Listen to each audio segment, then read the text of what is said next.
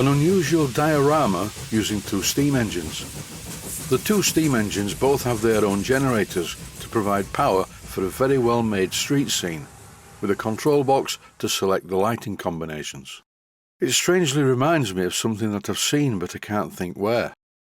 I don't know about a diorama, this is a lightorama.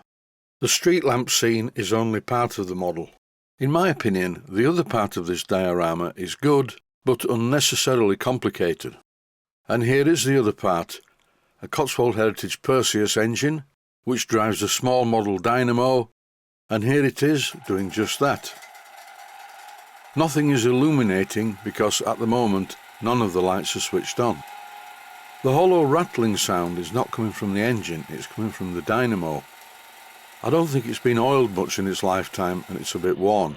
I do like the lever, which acts as a guide for the rubber band. Here it is, running in slow motion. The Cotswold Heritage Perseus engine is in very good condition and works well. Before making the video, I hadn't operated any of this, so I'm having a quick look at what does what. There is a switch that selects the power output from the dynamos from either the Stuart S50 or the Perseus. The Perseus steam engine with the very small dynamo is a bit of a waste of time.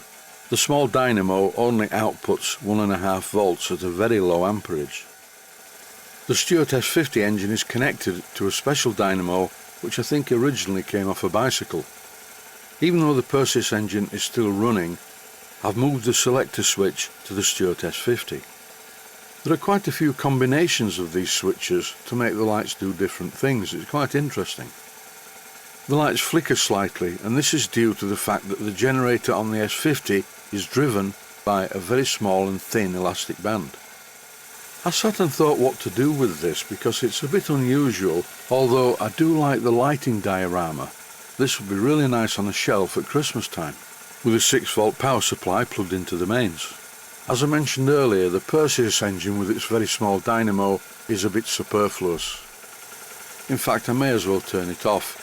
The lights work perfectly fine with the power output from the dynamo on the S50 alone. When I restart the Perseus and throw the switch, as you can see, a small light appears in the left-hand street lamp. After a while, the Stuart S50 started making quite an unpleasant noise. I don't think it's getting enough oil. I don't use an inline oil supply, I find that a bit messy. All I do is squirt some oil into the tube supplying the engines, which lasts for quite a while. I don't really know why I like this, but there is something about it that's quite good fun. Although what bothers me is the location. You wouldn't find street lamps in a street with two large steam engines generating electricity right next to them, in a similar way that normally steam engines are in their engine room and boilers are in the boiler room. It's time to take this apart. I really do not want it to be like this. Very shortly I am going to have a sale and sell quite a lot of things that I've collected over a period, and this Perseus engine will be one of those things. I have a Cotswold Heritage Griffon engine, which is basically two Perseus engines on a common bed plate, so I don't really want this one. I'm going to take it off the board. You may be wondering why I'm removing the engine from the plinth. Well, that's because the plinth is not fastened to the board from underneath, so I presumed that the plinth was screwed to the board underneath the engine, but this was not so. In fact, I was lucky to be able to remove the engine this way, because the 4 mounting bolts are just loose in the holes, and luckily the nuts hadn't been over tightened, so they came off easily. Now I have a problem. I do not want to mark the plinth, so I'm using a very thin kitchen knife to get underneath it, and miraculously, without marking the plinth at all, it started to move. With very gentle leverage, because this is a thin knife, I started to work my way along the gap, then suddenly, without warning, the plinth became detached from the main board. It was held in place by 4 wooden dowels. What a very strange arrangement.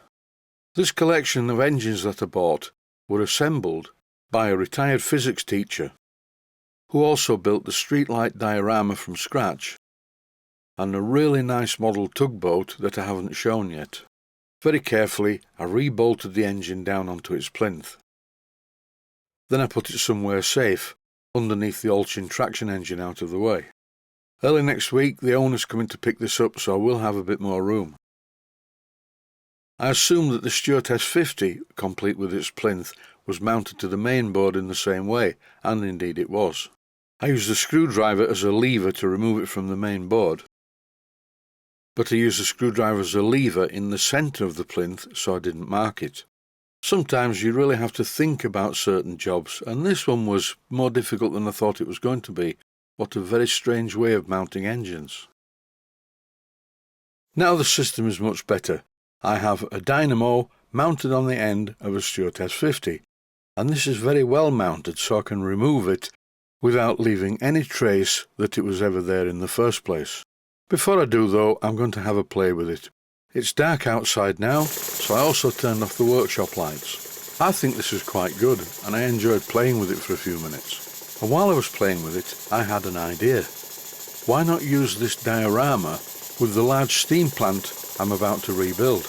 If you've seen the series so far called Rebuilding a Model Steam Plant, it seems a very logical progression to make it so that this light array can be plugged into that. I had thought of adding a beam engine and a very large boiler to it, but I don't like the way it looks. I'm going to use a Stuart 501 boiler to power the number 10, which is connected to a dynamo, and also an S50, which is mounted on the same type of plinth on the same board as the aforementioned Stuart number 10V. The PM Research dynamo outputs 6 volts, which is ideal for the lighting array. Stay safe, stay healthy. Thanks for watching, and I hope you found it useful. Please take the time to visit my Mainsteam Models website and click on the section of the website that says Video Playlists. And by doing that, you can find other videos that you may like to watch. And by using the playlists, you can actually watch the videos back to back.